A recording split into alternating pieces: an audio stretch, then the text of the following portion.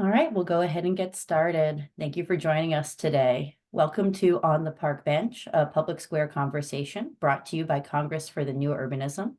On the Park Bench presents interactive conversations with thought leaders in new urbanism and allied industries, providing an opportunity for the audience to engage in real time. The webinar series is a platform for CNU members to engage, debate, and collaborate on the pressing issues of the day. Welcome to today's On the Park Bench webinar, Authors Forum, City Limits, with author Megan Kimble. You can share your thoughts on hashtag #OnTheParkBench at www.tinyurl.com/OTPBfeedback. And you can join us for upcoming webinars. Our next webinar is on Tuesday, April 16th. That is Authors Forum, Taking a Pen for a Walk. Join author and former CNU board chair, Ray Gindros, to discuss his new book, Taking a Pen for a Walk. DPZ partner and CNU fellow Marina Corey will moderate the discussion. You can register online at cnu.org/resources/ontheparkbench. And registration is open for CNU 32. CNU 32 will be in Cincinnati, Ohio on May 15th through 18th, 2024. This is the premier national event bringing together policymakers, planners, urban designers, developers, advocates, and more to engage with the trends and challenges related to building community. We've extended our early bird deadline through April 5th at 5 p.m. Eastern, so be sure to register soon. And welcome to today's webinar. Today we have Megan Kimble. Megan Kimble is an investigative journalist and the author of Unprocessed. A former executive editor at the Texas Observer, Kimble writes about housing, transportation, and urban development for the New York Times, Texas Monthly, The Guardian, and Bloomberg City Lab. She lives in Austin, Texas. And I am Lauren Mayer, the communications manager at CNU. As a reminder, please use the Q&A function to ask questions as they occur to you. Let's go ahead and start today's webinar. Megan, over to you. Hi, everyone. I'm so delighted to be here.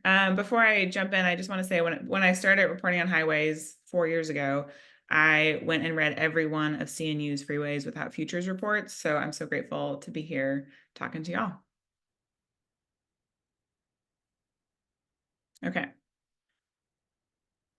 So I am, as Lauren said, the author of this book, City Limits. It actually publishes today. So I'm really excited to be here with y'all right now talking about it.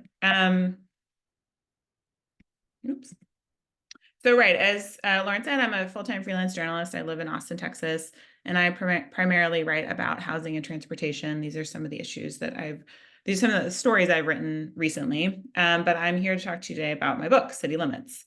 So this book looks at the history of the interstate highway system, asking the question, how did we come to have all of these highways routed through our cities to begin with?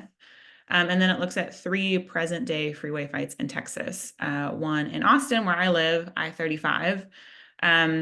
It's a massive highway expansion. The central segment is an 8-mile stretch of highway that goes right adjacent to downtown Austin, literally a mile from where I'm sitting right now. And it divides the east and west sides of the city. And the Capital Express Central Project will expand this highway from 12 to 20 lanes. In Houston, just down the road, there's a massive highway expansion called the North Houston Highway Improvement Project. And you can see that on the map there, how much of the city this will impact. It will rebuild and reroute the entire downtown loop and then a 20-mile stretch of I-45 going to the suburb of Spring. This project will displace 1,200 people and 300 businesses. And then I go to Dallas and report on I-345, which many of you might be familiar with. There's been a campaign for well over a decade to remove this stretch of highway. It's an elevated highway that goes on the eastern edge of downtown Dallas. And, an urban planner there started a campaign to remove this elevated highway and, use the land that it consumes and that it impacts for more productive use like housing or offices or something that the community might want. So the book really looks at these. This is kind of the heart of the book. It looks at these 3 projects, but mostly it looks at the agency TxDOT, the Texas Department of Transportation, which is behind these projects, and asks this sort of fundamental question: widening highways does not fix traffic. Why are we still widening highways? This has been well understood since 1962, when an economist published this paper, The Law of Peak Hour Expressway Congestion. The Interstate Highway System the Interstate Highway Act had just passed. Highways were beginning to be built through cities across America. And, commuters thought these highways were promised to fix traffic. Everyone was going to be able to get where they were going seamlessly, and they didn't seem to do that. And the reason why is that on urban commuter expressways, peak hour traffic congestion rises to meet maximum capacity. This is a phenomenon probably most of you are familiar with, induced demand. I was certainly aware of it when I started reporting this book, but I kind of had this basic question. Well, is TxDOT aware of that? Why are we widening these urban highways promising to fix congestion when more than 70 years of evidence demonstrates that it won't actually work? So to answer that question, there's lots of different ways to answer that question. I really looked at the Texas legislature, which is the agency directing TxDOT. And I think a lot of this comes down to the directive that we've been given by our governor, Greg Abbott. So I'm just going to play a campaign ad that he ran in 2014 on governor, promising to fix traffic in Texas cities. A guy in a wheelchair can move faster than traffic on some roads in Texas.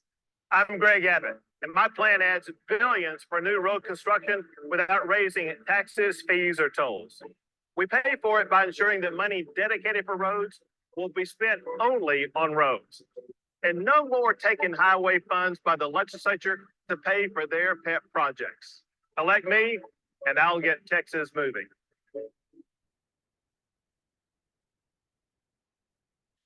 So you can kind of see that the political promise here is that Texas needs, for prosperity, we need to fix our roads and get people out of traffic and get Texas moving. So when Abbott was elected, he came into office, he started a program called the Texas Clear Lanes Program, which literally is to widen highways in Texas cities across the state. And it has since allocated $66.7 billion to widen highways in the 5 major cities across Texas. And I think the reason behind that is, this is a quote from Greg Abbott a few years ago that, transportation infrastructure, fixing traffic feeds into keeping Texas #1 in the nation for economic development. So there is a pretty persistent belief that facilitating car travel equals prosperity. And that is not only true in states led by Republican governors. I think that's a pretty universal American belief that time lost to traffic is inefficient, and it will make facilitating car travel will make every American freer and more prosperous. The middle one is from the Texas GOP party platform in 2022, and one of their official party planks is freedom to travel, saying that any measure to impose a road diet removes freedom from Texans. And to me, that was pretty revealing as terms of this is fundamentally an ideological belief, the idea that more highways creates more prosperity. I think many people on this call know that that indeed isn't true, but I really wanted to understand why are we still doing this? So I went, as part of my reporting for the book, trying to answer the question of how did we get all these highways routed through our cities to begin with. I drove to Abilene, Kansas, which is where the Eisenhower Presidential Library is. And I looked at Eisenhower's papers around the creation of the Interstate Highway Act in 1956. So the Highway Act passed in 1956. It allocated $25 billion to the interstate highway system, the largest public works project in American history. And to oversee the implementation of that program, Eisenhower appointed this guy, General John Bragdon. They met each other in the military. They were old friends. And Bragdon was an engineer. He worked for the U.S. Army for many years. And he was tasked with overseeing the implementation of the program. In 1960, Bragdon looked into the interstate highway system and realized it was running drastically over budget. So it was a $25 billion program, and it was currently $11 billion over budget in 1960.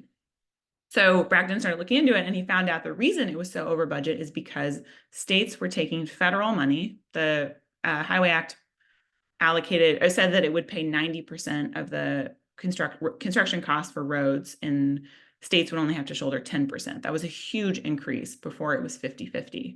And so states were taking all that federal money and deciding to build highways through their cities to fix this newly created problem of traffic congestion. So Bragdon saw that and saw how much interstate highways were costing in urban areas. And he asked Congress to look into the issue. Hey, did Congress intend, when it passed the Interstate Highway Act, for these highways to be built through the middle of cities, or did it intend for highways to go around cities? You know, the Highway Act was called the National Defense Highway Act. So it was really, you know, when Eisenhower presented it to Congress, the idea was to connect the country, not to solve traffic congestion. So Bragg didn't really want Congress to answer, hey, did you guys mean for federal money to be spent solving urban congestion? So Congress looked into it. They produced a report. And then Bragdon wrote up his findings in what's called this interim report, which he presented to President Eisenhower in 1961.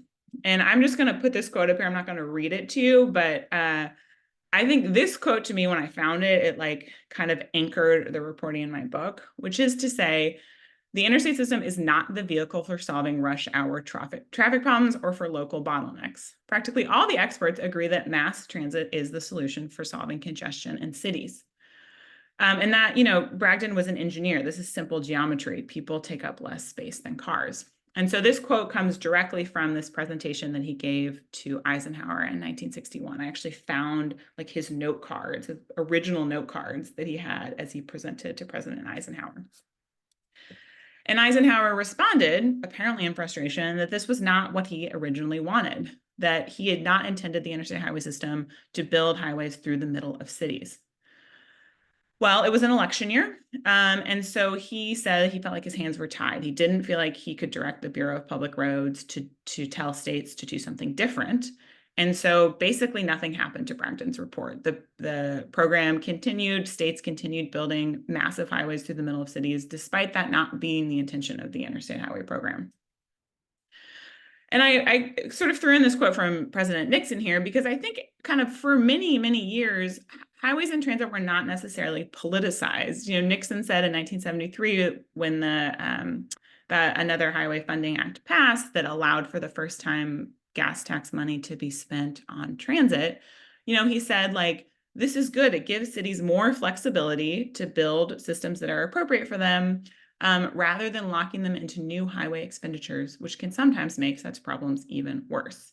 So again, this has been very well understood by leaders of both parties, that highways in urban areas don't solve congestion. Well, fast forward to today, this is what we have. This is a picture of Interstate 35 in Austin, where I live, and the one on the bottom is Interstate 10 in Houston. You know, I think most of us, I certainly have grown up only in this world, surrounded by these like towers of concrete. And it's very hard to imagine something different. As a result, this is what's happened, is our massive highways, we have filled them up with cars, and cars pollute. They create air pollution, but they also pollute greenhouse gas emissions. I found this kind of buried in a TxDOT report when I was doing early reporting for the book, and this absolutely floored me. So we have this big circle that is total worldwide carbon dioxide emissions. We have within that the United States has a disproportionate share of the world's carbon dioxide emissions. And then we have Texas, and then we have on-road Texas emissions, that purple circle. I think this graphic is trying to tell us that Texas on-road emissions are so small as a percentage of the worldwide emissions. I interpret it very differently. I think that our highways in Texas are contributing almost 0.5% of global carbon dioxide emissions. That is an enormous amount for one state. And to me, I think that was very galvanizing, because it means that what happens in Texas is really important, not just to the country, but to the whole world. That if people here are trying to resist some of these expansions, you know, there's a huge amount at stake. So that led me to report on, you know, freeway fighters, mostly in Texas for my book, but I have covered since then, you know, the national movement of freeway fighters that have been galvanized, many of them by climate change, by the enormous greenhouse gas emissions that are created on our roadways, and seeing, you know, transportation is the largest contributor to climate pollution in the US, and yet every state has a project on the books to widen the highway and make that worse. So I wrote about in Cincinnati last year, there was the first kind of freeway fighter assembly of people across the country, these grassroots activists who have come together to try to oppose expansion. And you can kind of see, like, there are groups all across the country. CNU and America Walks have done a really good job, I think, of gathering those groups and kind of helping to put a circle around them to say, hey, this is a movement. Because largely, I think as of 5 or 8 years ago, these groups weren't necessarily talking to each other, and they were very much isolated in their own fights. So that brings us to the freeway fighters in Texas. This is a picture from a protest that Stop TxDOT I-45 organized in Houston in the summer of 2022. The building behind them is a building called the Lofts at the Ballpark, which is this really great 3-building apartment complex built right on a transit line near downtown Houston. It was built in 2001. And it's in the footprint of the massive North Houston Highway Improvement Project. And so TxDOT bought those buildings and was preparing to demolish them when that project was actually paused by the federal government because a few people filed civil rights complaints saying that it violated the Civil Rights Act because it disproportionately impacted Black and Hispanic people. And so while the federal government was investigating these civil rights complaints, TxDOT actually moved forward with demolishing these buildings. And that was discovered by just like an ordinary activist going to work, someone who was volunteering with Stop TxDOT I-45. And he thought, hey, wait a sec, I don't know if TxDOT has the authority to do that. So they looked into it and found that in the environmental impact statement, TxDOT had accounted for the 165 units, which was the front building, which is actually in the footprint of the expansion, but not the back 2 buildings, which represents more than 200 additional units. So TxDOT in its environmental documentation had not fully accounted for the number of units it was going to demolish. So they organized this massive protest. They got more than 100 people outside. They marched throughout East Downtown along St. Emmanuel Street. And as a result, TxDOT, the city of Houston got involved, the mayor got involved, and they were actually able to save the back 2 buildings. So TxDOT has since demolished the front building, but those back 2 buildings remain housing, and they will, I don't know exactly what's happening now, but they will likely transition into some kind of permanent supportive housing, perhaps for people exiting homelessness. I think what freeway fighters in Texas have done really well to get people kind of galvanized and interested in this movement is like really showing on the footprint of the city what these highway expansions will do. Oftentimes these expansions until construction begins exist in like an 8,000 page environmental impact statement that is very dense and very inaccessible for normal people. And what activists I think have done a really good job of is making that accessible and real before it actually happens. So the picture on the left is a picture from this place called Stars Cafe. It's on the I-35 frontage road. And that pink line represents the right-of-way that TxDOT will take to expand I-35. So a coalition of groups in Austin fighting the I-35 expansion had a press conference there a couple years ago, and they put this pink line up and over the building to even the alley behind the building to really show like, hey, all of this space, you can look up and down the street, will be highway. And I think that is a really kind of compelling visual for ordinary people to be like, hey, do I want that? Is that something that I want for my city? Similarly, Stop TxDOT I-45 in Houston have had numerous protests, and they've spray painted stencils on the right-of-way, the proposed right-of-way for the I-45 expansion in Houston, saying TxDOT wants a highway here. And it's sort of like, I think, really compelling. You're walking along a city and you're like 100 feet from a highway, and you're like, what? Like, it really kind of, I think, makes concrete something that is, when they're planned for decades, it's very hard to understand and wrap your head around. So these groups have come, across the state, have come together and started talking to each other in Dallas and El Paso and Houston and Austin. And they have organized not just in their own cities, but they organized a statewide protest at the Texas Transportation Commission, which is the body that oversees TxDOT. All the commissioners are appointed by Greg Abbott. And they have numerous times over the last 5 years, gone to protests, which I don't think had ever happened. This was kind of this like off the radar government body that was not used to people coming to ask for something else than highway expansion. So this is from a protest that folks organized a couple of years ago. And I think that to me is like signals a real sea change in transportation policy, that people are paying attention to, kind of formally obscure government bodies that have an enormous budget and enormous impact on how our cities are built. In the book, I also spent a lot of time with people who are impacted by these projects. I think that is like the kind of most compelling and concrete way to tell the story of how highways impact people's lives. And so this is a home owned by Elda and Jesus Reyes, this couple on the right. You know, they're immigrants from Mexico. This is their first home that they bought in Houston. They had just paid off their mortgage when they got a letter from TxDOT saying, hey, we need your house to expand this highway. And you know what they did? Like they connected with Stop TxDOT I-45, and they went door to door in their neighborhood, talking to their neighbors, saying, "Hey, will you help us try to stop this expansion?" So the freeway fighters are not just kind of advocates, activists. These are just normal people, and the highway sort of came to their front doorstep one day, and they got activated. This is a picture from a preschool in Austin. It's called Escuelita del Alma. And I spent a day there. It's a Spanish immersion preschool that is in the footprint of the highway expansion. So 200 families send their children to this place, and their lives will be disrupted because their childcare is going to either fold or have to move. When I was reporting the book, the people who own Escuelita were really unsure if they were going to be able to continue. They moved into this space in 2001. And, you know, probably all of you know that real estate in Austin is very different than it was in 2001. So they have this really wonderful building right in central Austin, and they really felt like this highway expansion was an existential threat to their childcare business. And I found that to be really moving, spending time here, because it's, you know, I think there's this mandate of like all the grownups are like, we got to get places quicker. And so we're going to build these bigger highways. And meanwhile, these like children are, you know, their whole lives are contained in this building. And it's not just how will they be impacted, but like what kind of future are we leaving for these kids?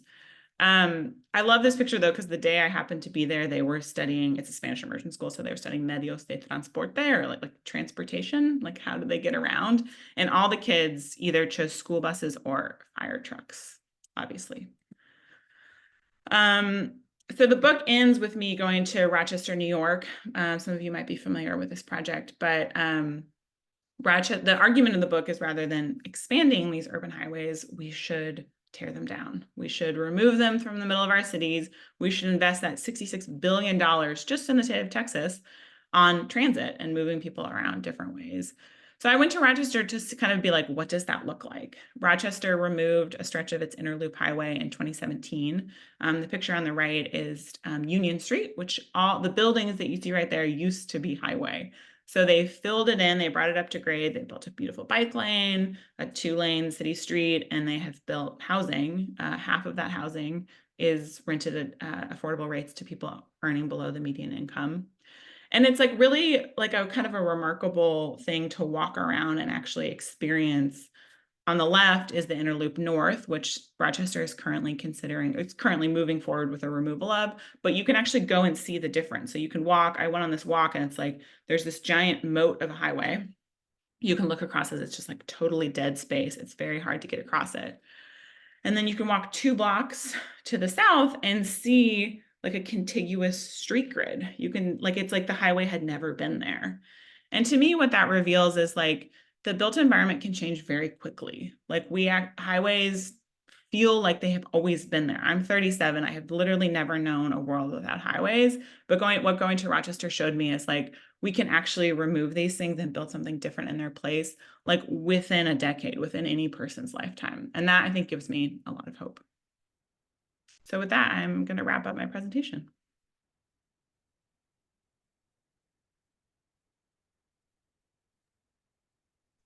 Wonderful presentation. Thank you so much, Megan.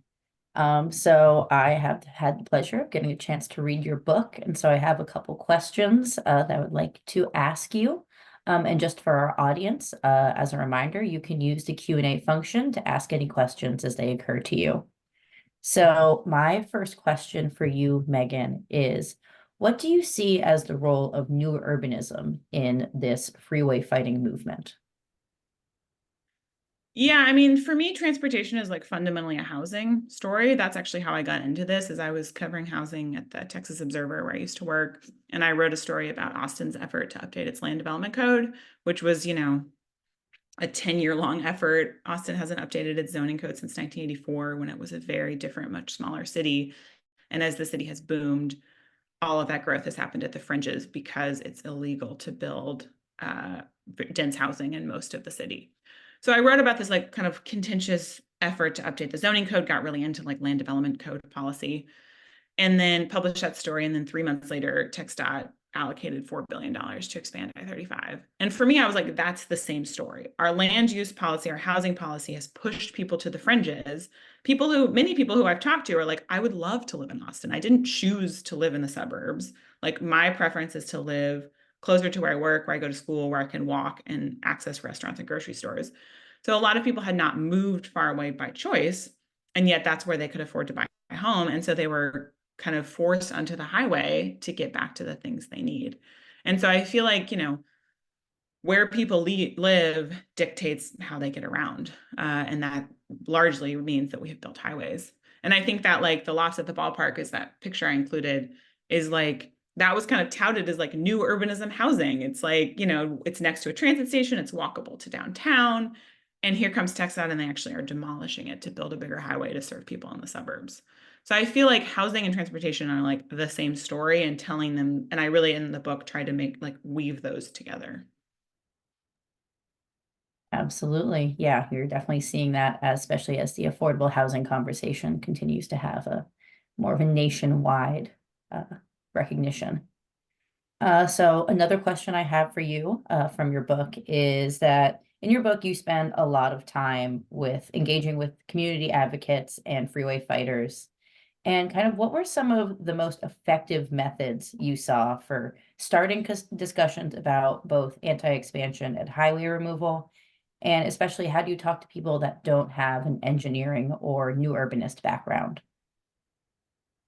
Yeah, so I went out numerous times and canvassed with Stop TxDOT I-45, this grassroots group in Houston that's opposing this expansion. So they have spent years knocking on doors, doing the outreach that TxDOT did not do. And I was actually sort of floored by how many normal people understand induced demand. Houston has the kind of very convenient example of the Katy Freeway, which is this massive freeway that TxDOT expanded to nearly 26 lanes, and then traffic got worse. So people in Houston have driven on that freeway. They know that story, people who are not engineers, not engaged in transportation. So it was kind of amazing to me the number of people you knock on their door and they're like, well, that's not going to help. That expansion won't help. So I think when you understand induced demand, then you can understand reduced demand. So which is to say, like when you widen a highway, cars fill up that highway with traffic. Well, there are real world examples when you remove a highway or remove highway capacity, traffic evaporates. So that happened in San Francisco with the Embarcadero Freeway. It happened in New York City when the New York State Department tore down the West Side Highway. There's like lots of real world examples where Carmageddons did not result, and in fact, traffic decreased, transit ridership increased. So I think it's really helpful to have real world examples of cities that have actually done this, and you can measure, hey, there were not catastrophic traffic jams.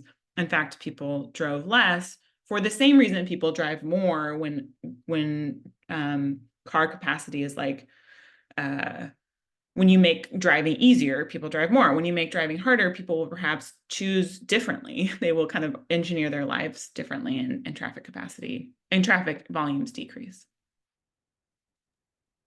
Absolutely. Yeah, the Katy Freeway, I think, is a pretty notorious example. So my next question is also kind of building off what we were just talking about. So your book focuses mainly on the freeway fights happening in Texas. And I was wondering just how is what is happening in Texas reflective of a national trend of any sort? And also what makes the fights in Texas unique? Yeah, the kind of premise of my book is that like Texas is the epicenter of the highway industrial complex in the US. And I think that's true. I mean, obviously I live here, but I mean, just the budget, TxDOT just passed $112 billion 10-year budget. Like the amount of money Texas has to expand highways is really kind of eye-watering. So I think in part because of that, it has galvanized a kind of similarly robust backlash. Is like just more people are impacted here. These highways are taking people's homes across the state. And I think like because of that, more people understand that like there's just like a robust activism in response to that power. So, you know, there's kind of like a truism in Texas is like, as goes Texas, goes the nation. But I kind of think it's like Texas is both the most egregious example of the highway industrial complex and also the kind of like example of how activists can organize in response to that because so many people are impacted. Absolutely. Yeah, no, it is quite a bit happening in Texas. And then just kind of my last question for you before we turn it over to the audience Q&A is, where do you see discussions about freeway removal going next? And what role do you see federal financing play in these future discussions? Yeah, I think it's like the conversation around highway removal it's like complicated, obviously. I mean, I talked to people in Dallas. There's this proposal to remove I-345, which is this kind of connector between South Dallas, which is where a lot of low-income people of color live, and North Dallas, which is where most of the jobs are concentrated. And people in South Dallas said, hey, don't remove that highway. Like, I need a ticket to my job. Dallas has been segregated by, like, as a matter of policy for 70 years. And as a result, people need that highway to get to work. And I think that's like a very compelling response. I think the answer is like, well, we should invest in a place like South Dallas, bring jobs to South Dallas, build housing there, build economic development. But it is sort of, I think we have built a lot of places, particularly in Texas, but like most of the southern and western US, where people need a car to get where they're going. Like this is not, like it's hard to unwind that. And it again requires like housing policy and land use policy. And that's why transportation is like, as a journalist, it's so compelling because it's really complicated. It's not so simple as just being like, hey, we're gonna pass this one policy and then people will have to drive less. Like we really have to retrofit our cities that have been built around cars.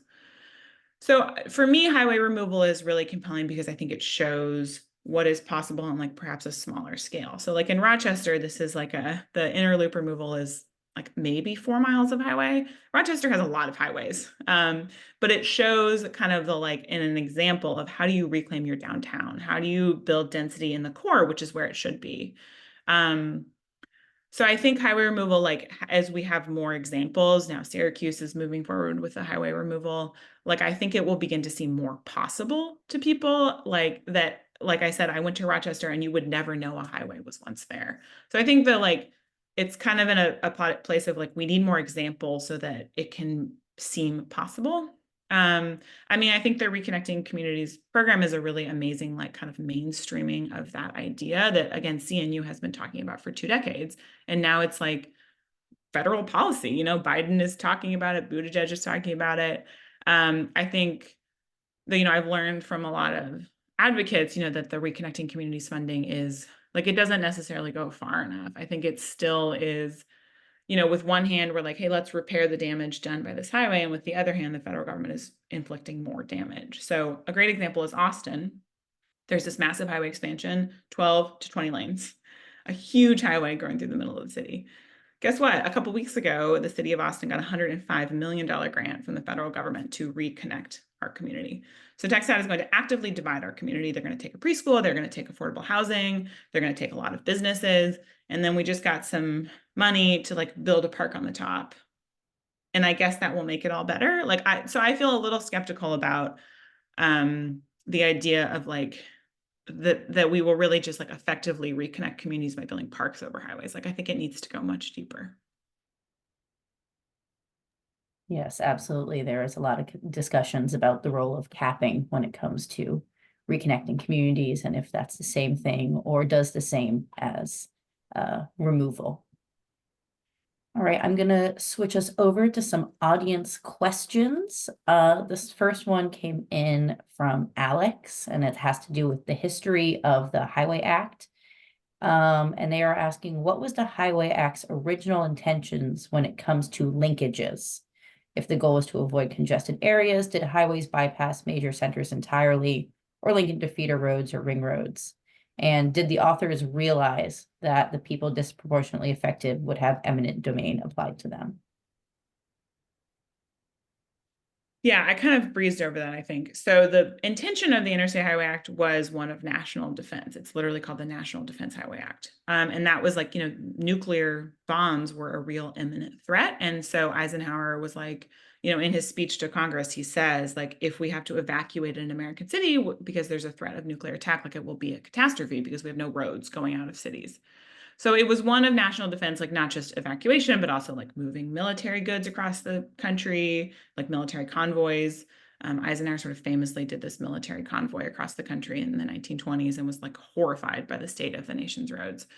But it was also one of like economic prosperity, like moving goods between cities, so like trade. So it was very much intended in Eisenhower's mind as something to link cities. So like between cities.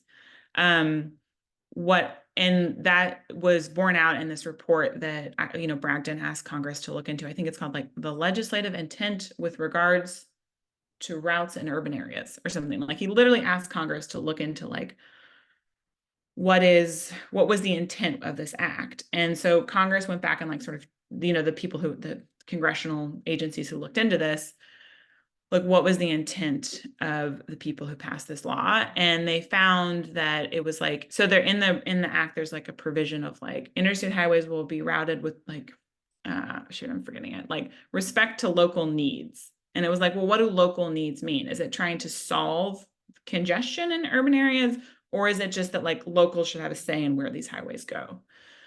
And it's very much the latter. Like this report found kind of unequivocally that the Bureau of Public Roads was not applying the standard, that the Bureau of Public Roads was just liberally allowing cities to decide where these highways were built, when in fact the purpose of it was to route highways between cities. So I'm kind of sorry, I kind of lost the thread there. But basically the point was Congress said, hey, the point of this federal funding is a federal objective, which is to connect cities across the country.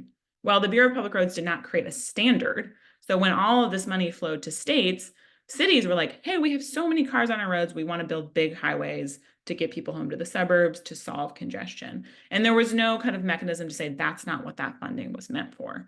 So the reporting I tried to do was to try to show like the intent of this massive public works project was not to solve urban congestion. Yeah, absolutely. It is a really interesting history to note that the original intention was not these giant urban freeways that we are dealing with today. Mm-hmm. So I have two questions here about induced demand that I'm going to kind of combine. There's one from Mark and one from an attendee. And so Mark asks, did you find any evidence that the demand induced by building and widening highways is intentional? In other words, are highways being built and expanded not to reduce congestion, but rather to serve suburban populations? And then the other question just has to do with what is the role of engineers in induced demand and why is it sometimes not accepted? Mm-hmm. Yeah, so to the first question, is it intentional? Yes. I mean, in Houston, I don't remember, in like 2008, 2009, Houston built the Grand Parkway, which is this 180-mile loop around the city. So it's like the outermost outer ring. It traverses 7 counties. It's absolutely massive. And when TxDOT was kind of pursuing that project and trying to sell it to the Transportation Commission, it was explicitly sold as a way to like an opportunity to open new land for development. So like, it's not that they were like, yes, indeed, like the road opened up much of the Katy Prairie, much of the land west of Houston for development, and that was very intentional.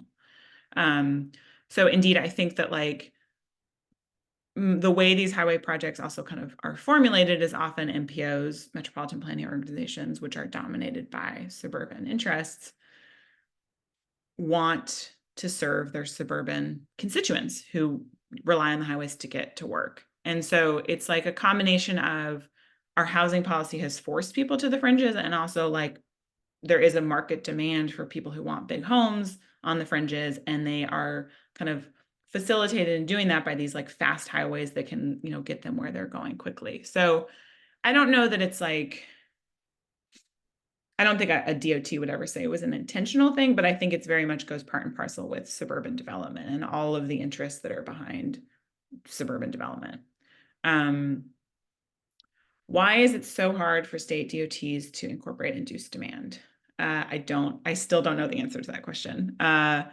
I mean, the reason I kind of started with Greg Abbott is I think fundamentally it's political, is that these state DOTs are being directed by politicians who want to solve traffic, and they don't really care necessarily about the best way to do that. I mean, in Texas, I've been to legislative hearings on transportation funding. Like there was one in 2021 about whether or not we should allow some of the state's transportation funding. Our state highway trust fund, I should have mentioned earlier, 97% of it is constitutionally required to be spent on roadways in the state of Texas.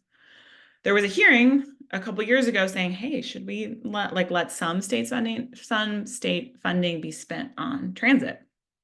And I was in the room in a legislative hearing where people show up and say, like, transit is for socialists, roads enable free market capitalism. Like that is a direct quote from someone who showed up to testify on this hearing. And like, I've heard that in congressional hearings, I've heard that in other states, this idea that like transit is somehow subsidized by the government and roads are not, which is disprovable with like a 5-minute Google. Like we spend billions and billions and billions of dollars on roads in this country and federally, not very much on transit, but there is still a persistent belief that transit should be somehow self-sustaining where our road system is not. So to me, that really gets to the question of induced demand. It's like, well, that just like takes this huge tool out of the toolbox of a DOT. Is like, if they are by their legislature prohibited from investing in transit, what are they going to do? Like that's their only tool is to widen the road. So even if they know about induced demand, like that's the only thing they can do. So I think it is like fundamentally political. Really interesting. And I will ask a little bit of a follow-up question to this conversation, which is in your book, you also talk about the Highway Trust Fund and kind of the discussions about how that parity is done. Can you just talk a little bit more about kind of that money and what the role of funding public transit is there? Mm-hmm. So the Highway Trust Fund was established with the creation of the interstate highway system to fund that system. So we've been collecting a gas tax since 1932, but that just sort of went into the general revenue fund. But when Eisenhower passed the Interstate Highway Act, he wanted the interstate system to be self-financing. So that meant he collected the gas tax was then diverted into this newly created highway trust fund and earmarked exclusively for highway creation. So it was like, initially it was like something of a like, it made sense, right? Like drivers would pay a gas tax and then drivers would benefit from these highways that were built for them. It was kind of like a self-financing, self-sustaining system. Well, the highway trust fund was set to expire in 1973 when the interstate system was set to be built out. That didn't happen. It's like dedicated funding for roads. There's a lot of industries who lobbied behind keeping that. So for various reasons, it never expired.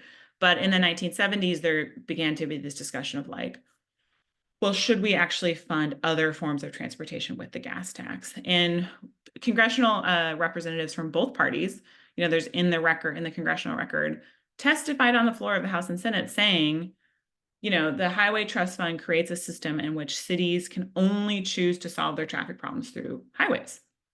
Like, that's a bad system. We should allow cities to choose other things if they want to, if they believe that in the best interest of their constituents.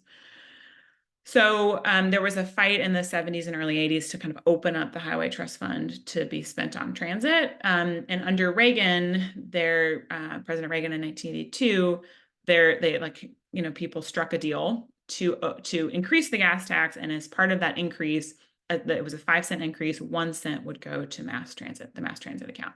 So basically, it created this like 80-20 split. 80% of federal funding will go to highways, 20% will go to transit, and that was this like deal struck for like what was going to be the 5-cent gas tax increase. But that deal that ratio has just remained. So even today in the Infrastructure Investment and Jobs Act that Biden passed, roughly 80% goes to highways, roughly 20% goes to transit. And so there are lots of people who are trying to like change that and say, hey, if we really want to address greenhouse gas emissions and all the other negative things that happen in our transportation system, we should spend more federal funding on transit. But that is why in Texas, most transit agencies are funded through sales tax. That there is like not like a dedicated federal pot, a lot of money going to operate these systems, when there is an enormous amount of money going to maintain and operate our road system. Yeah, really interesting to learn more about that parity and how it does really impact what states can do at the local level. Mm-hmm. All right, we have another question here from Dorothy, who is asking, what's the most effective way to keep track of highway projects in my state? She's from Iowa. At the beginning of the discussion / process, and I'll just kind of expand that to ask you a little bit more about what do activists have to do to kind of start to interpret the big documents that come out of these expansion projects? Yeah, so to keep track of, I mean, often highway expansions, again, begin at your MPO, or that's where they will first kind of surface, because state DOTs typically need the support of an MPO. Well, the MPO is supposed to like propose the project, but typically it's the DOT that's telling the MPO to propose the project. But I would say paying attention to your local MPO is a great way to kind of find out what's in the pipeline. So the massive expansion in Houston was initially kind of rubber stamped and approved by the MPO in 2019. So a lot of these projects begin by these, again, they're metropolitan planning organization. I had never paid attention to them until I started covering highways. They're like really wonky governmental bodies, and they are like made up of elected representatives from across a region. But I think they are incredibly important for transportation planning. And in fact, in Houston, so this, again, I mentioned that the expansion bubbled up from the MPO, which is called the Houston Galveston Area Council. Well, the activists with Stop Texas I-45 kind of saw that this MPO is dominated by suburban interests. The city of Houston has something like 2 votes on a 27-member transportation policy council. Don't quote me on that, but it's something absurdly low when the city of Houston contains most of the region's population. So they actually, this last year, put a ballot initiative to the voters to say, hey, we want to make the Houston Galveston Area Council have proportional voting. So to say that the city of Houston should have a number of votes that are proportional to its population, and suburban counties that have way higher voting proportionality right now should have less. And they passed that. It's called Fair for Houston. It's like currently trying to be implemented. There's a fight around that, but I find that to be like a very hopeful and compelling win for activists, that like, that you can fight a highway expansion, but what they did is they tried to go to the root cause, which is this like local governmental body that is like approving these projects to begin with, and say, actually, this body needs to represent us, this population center, and try to really like get to the like, how do we prevent this from happening next time? So I would say the short version is go to your MPO. Lauren, remind me what the second part of your question was. Oh, I was just wondering about, I know that a lot of these expansions and everything come with very long, complicated documents, NEPA reviews, things like that. And I was just wondering if you, in your research for this, either engaged with that or learned from any activists kind of how they deal with the technical side of these expansion projects.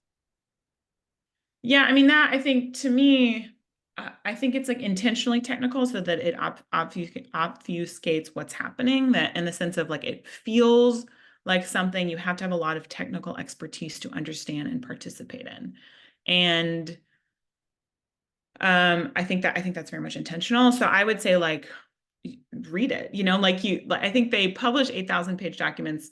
It's required by the National Environmental Policy Act. There's a whole conversation around like whether that's effective, but I would say like you can actually still find, like when I started reporting on this, like I had never read an environmental impact statement, but I think like you can read it, and like the things that jump out at you as like illogical, in fact, might be like, there are some sections of an environmental impact statement that like I have learned to just ignore because they're like boilerplate language. They're in every EIS. You can just like ignore them. And then when you get into like the purpose and need of a particular project is when you can start to look at the assumptions that the DOT is using to push a specific project. So like in most of the ones that I've covered in Texas, you know, the assumption is like traffic congestion is going to be cataclysmic unless we expand this highway. And like they use traffic modeling to project into the future what are the number of cars that are going to be on this highway with like the population growth, for example, coming to Austin. So in the I-35 EIS, there's a section where it's like in their purpose and need, basically like, so it's an 8-mile stretch of highway. In 2019, to traverse that 8-mile stretch of highway, it took 31 minutes, something like that. As the population grows, that time is going to be longer. People are going to be stuck in traffic for more hours. And the agency uses that like time loss in traffic to calculate the like economic benefit of the project. But in Austin, it was like, it was a 2035 number, but then by 2050, if we don't expand this highway, to traverse the 8 miles from South Austin to North Austin will take 227 minutes. And it's like, so I kind of like looked at that and I was like, that's a lot of minutes. That's 3.7 hours. Like I can walk 8 miles in 3.7 hours. Most like reasonably fit people can walk 8 miles. And to me that like it like reveals that their assumptions are based on faulty logic. Like no one is going to spend 3.7 hours in traffic. They like either won't go or they will find a different way to get there. And like, yet TxDOT is sort of selling lots of MPOs lots of DOTs are selling these projects as like incontrovertible truth that if we don't do this thing, your life will be made worse. But like you look at, to me, like that is so revealing because it's like, that's not true. It's just a justification for the project. No one is going to sit in traffic for 3.7 hours. Yeah, that is really interesting. Yeah, their assumptions. Yeah, I don't think I could sit in traffic to go for 3 hours to go 8 miles. No, you just wouldn't go. And that is the like reduced demand like phenomenon is like a rational person will be like, hey, I'm going to meet my friend for happy hour. Oh, it's going to take me 3.7 hours to get there. Like, I guess I won't go. I guess we'll meet somewhere else. I guess we'll catch up at a different time. Like, no one will do that. It's just like people, I think, but DOT's kind of the assumptions and the traffic models are that like people are just going to mindlessly remain on their route. And that is true when TxDOT looks at like in Dallas, the boulevard option, so the removal of I-345, they predicted there would be this like cataclysmic traffic congestion, 19,000 hours of delay if we remove this highway. But I think, I haven't seen the models, but my assumption is like what they are assuming in those models is that people are going to stay on the same route they've always taken. Instead of being on a highway, they're just going to go to that boulevard. It's like, well, Dallas is a city full of highways. And like, anytime I go anywhere, I like pull up Google Maps and I just like look at my different options for getting there. Like I'm not a mindless consumer of travel. Most people aren't. They're rational. They look at what is the most convenient option for them. And if it's not that boulevard, they will choose something different. Absolutely. And that is what we are always talking about here at CNU. And then we have another question from Gordon in the audience, who is just more interested in the impacts of removal in places like Rochester. They were specifically wondering if you had done any research on either the work done in Boston or the work done in Seattle.